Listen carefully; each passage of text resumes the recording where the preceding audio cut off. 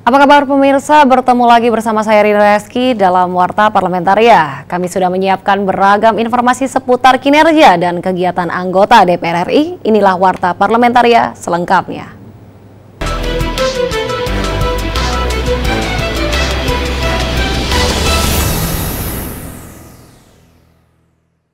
Komisi 2 DPR meminta KPU untuk secara ketat menerapkan protokol kesehatan dalam pelaksanaan Pilkada 9 Desember mendatang. Ditemui saat kunjungan kerja spesifik Komisi 2 DPR RI ke Kepulauan Riau, anggota Komisi 2 DPR RI Hugua mengingatkan pentingnya penerapan protokol kesehatan yang ketat dalam pelaksanaan pemilihan kepala daerah yang akan diselenggarakan pada 9 Desember nanti.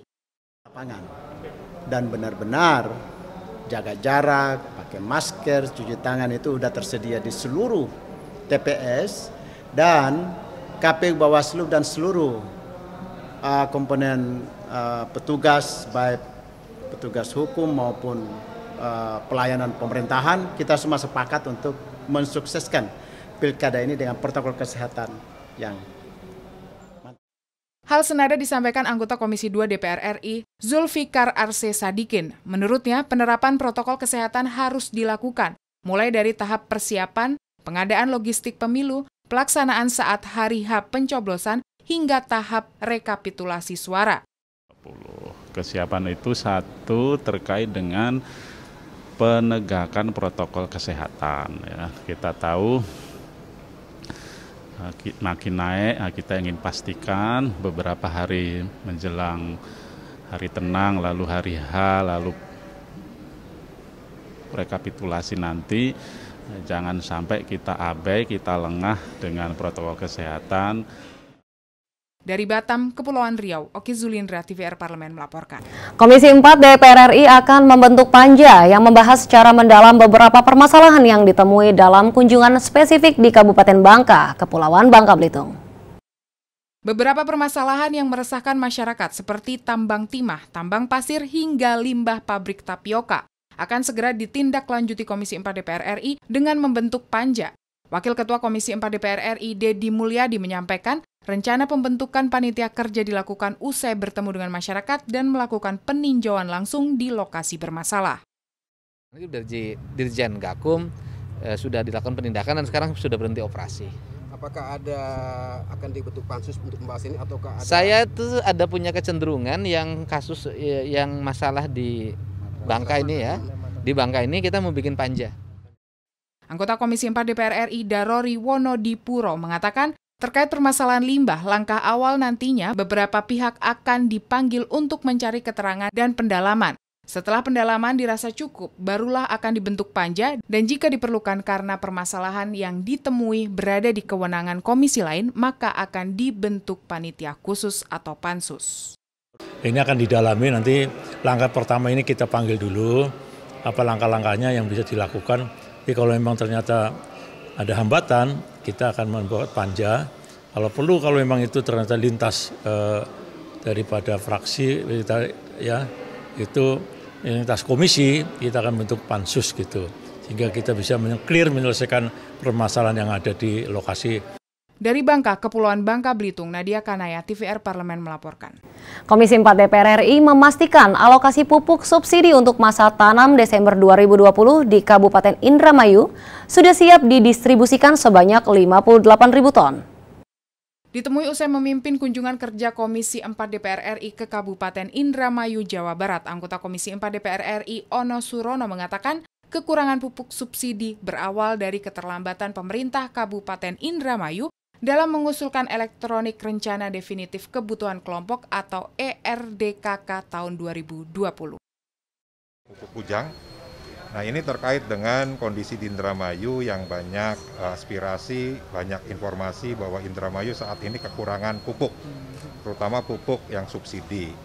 Nah setelah kita ketahui, kita urai permasalahannya, memang ini berawal dari usulan Kabupaten Indramayu yang tidak sepenuhnya masuk karena keterlambatan untuk mengusulkan.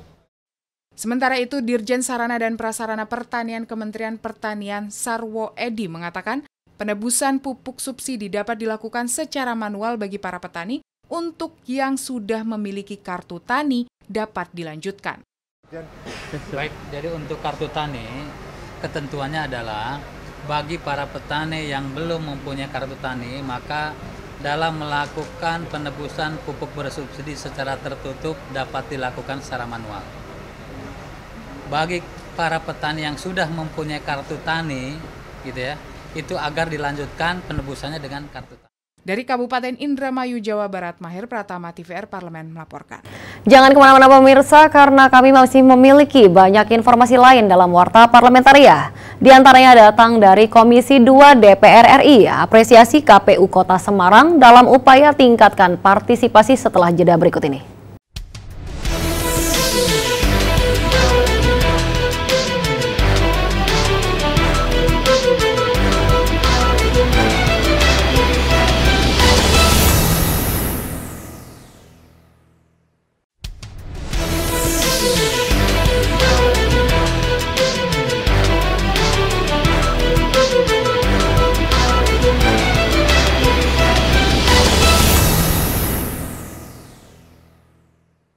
Komisi 2 DPR RI mengapresiasi strategi kreatif KPU Kota Semarang dalam meningkatkan partisipasi pemilih di tengah pandemi COVID-19.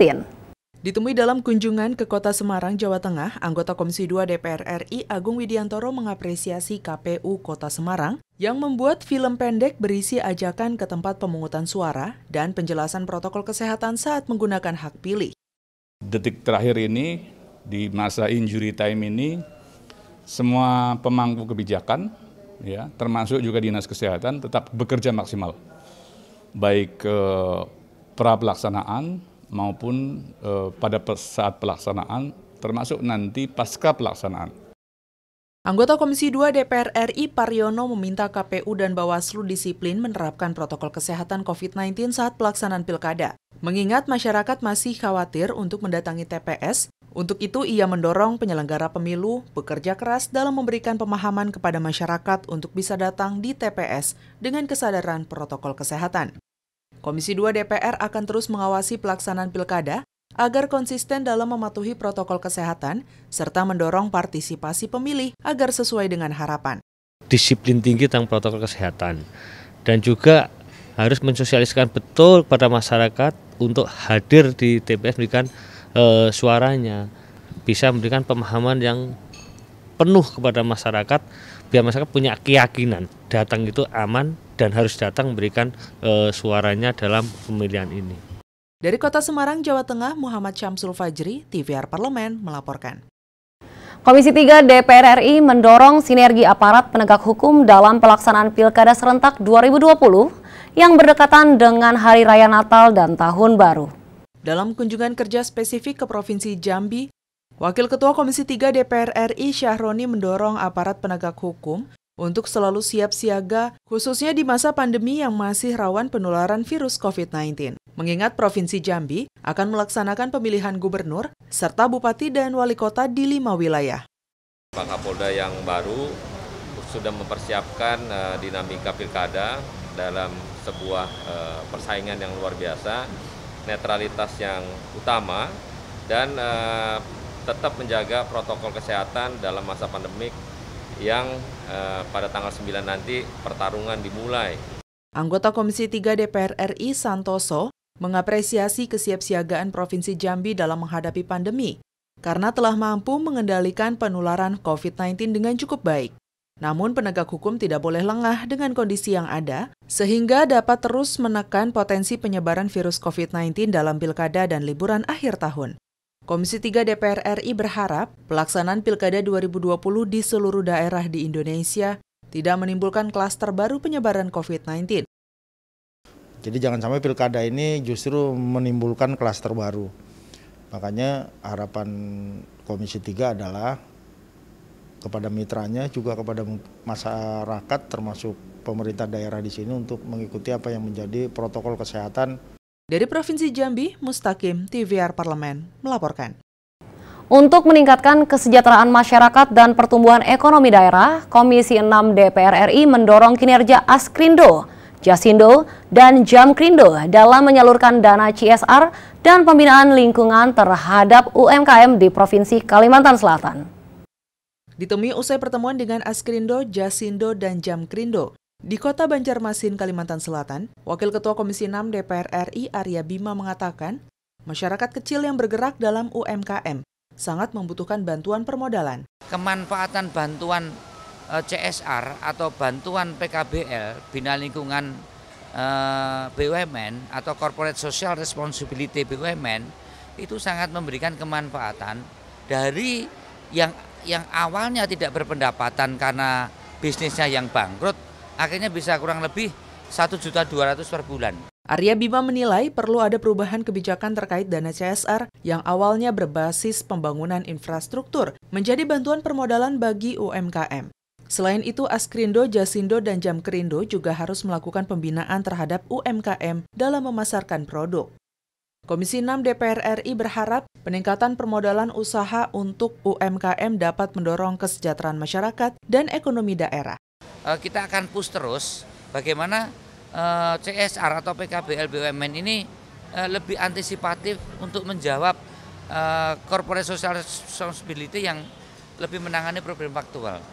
Kalau dulu mungkin lebih infrastruktur, lebih jalan, lebih talut itu. Dari Kota Banjarmasin, Provinsi Kalimantan Selatan, Hilman Hidayat, TVR Parlemen melaporkan. Pemirsa, kami masih memiliki banyak informasi lain dalam Warta Parlamentaria. Tetaplah bersama kami.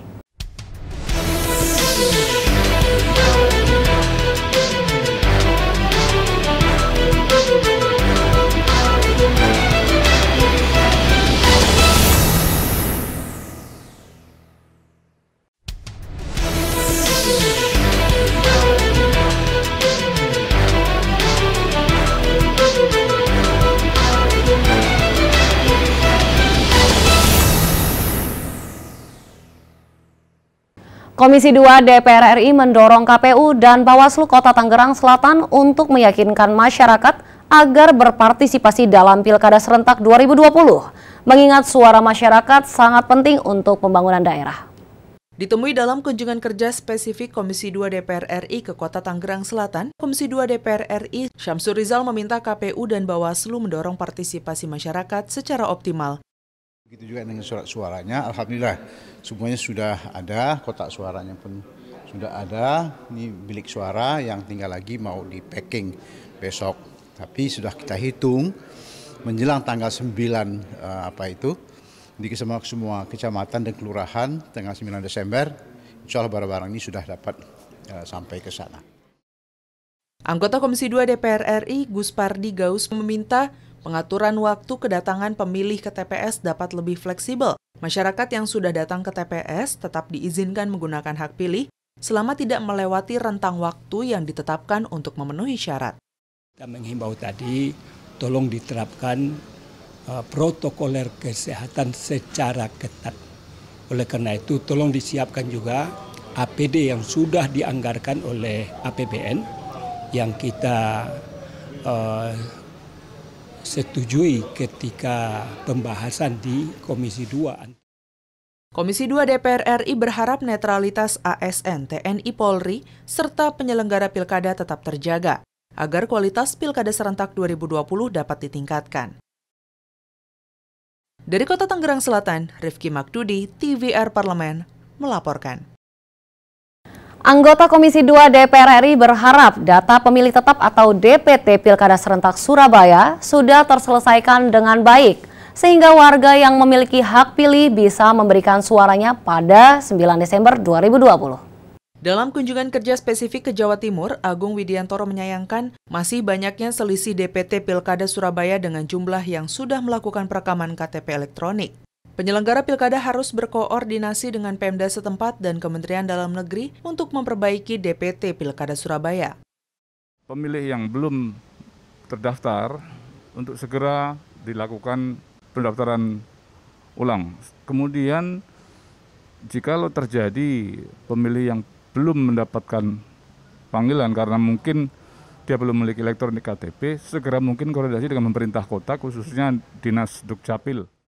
Anggota Komisi 2 DPR RI Edward Tanur mengatakan, DPT adalah salah satu hal penting dalam Pilkada Serentak. Warga Surabaya yang memiliki hak pilih namun belum tercantum dalam DPT harus difasilitasi agar bisa memberikan suara pada 9 Desember 2020. Kesulitannya ada perbedaan data pemilih antara KPU dengan Departemen Dalam Negeri dengan Dukcapil. Ini yang mau disinkronkan, artinya dicocokkan dulu sehingga dalam pelaksanaannya tidak timbul masalah-masalah yang merugikan hak-hak pemilih. Komisi 2 menemukan selisih jumlah penduduk kota Surabaya yang memiliki KTP dengan DPT hampir 36.000. Dari Jawa Timur, Fitian Aunilah, TVR Parlemen, melaporkan. Demikianlah beragam informasi seputar aktivitas DPR RI yang sudah kami susun dalam Warta Parlamentaria. Saya Rini Reski beserta kerabat kerja yang bertugas undur diri. Sampai jumpa.